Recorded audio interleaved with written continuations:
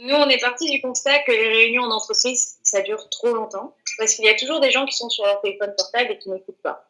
Et on s'est dit, il faut justement pouvoir mettre les téléphones loin des personnes pendant des réunions et qu'une box puisse couper complètement le téléphone, donc les appels, les SMS, le Bluetooth, et aussi atténuer les sons sans qu'on ait une application à mettre sur le téléphone ou vérifier qu'on est en mode avion.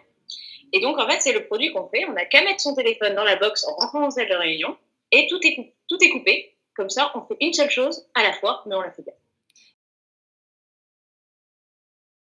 Donc, dans mon autre entreprise, qui est une entreprise de wedding planner, j'organise des mariages et je voulais avoir une spécialisation, en fait, pour me différencier des autres wedding planners. Et je me suis rendu compte qu'en mettant même 25 ou 30 000 euros dans un mariage, il y a toujours des invités qui étaient sur leur téléphone et qui ne voyaient pas la superbe surprise. Je me suis dit, on peut déconnecter les gens pendant 1 heure ou deux pour des moments importants. J'ai cherché un produit, j'en ai pas trouvé, je me suis dit, on va le faire. Aujourd'hui, avec toute l'information qu'on reçoit, cette infobésité qui vient des réseaux sociaux, des mails à outrance, de nos réseaux qu'on reçoit sur Internet et sur nos téléphones portables, on a une véritable dépendance à tous ces outils numériques qui font qu'on a toujours besoin de savoir les dernières informations et on a peur de louper une information importante. Ce qui fait qu'on navigue tout le temps en superficie de tous les sujets et on ne va jamais en profondeur dans les sujets. Et du coup, on peut vite se sentir en burn-out numérique, ce qui est de plus en plus le cas et ce qu'on entend aujourd'hui, et qui pose, à mon avis, un gros problème.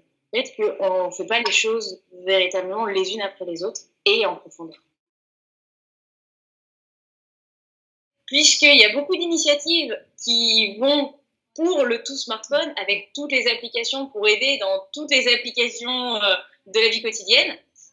Donc effectivement, je suis à contre-courant de ce côté-là.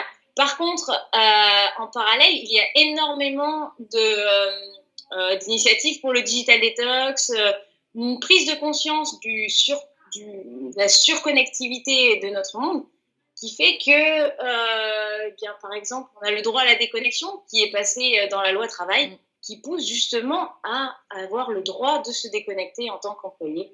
Et donc là, je pense qu'on est un petit peu dans le courant de la digital detox.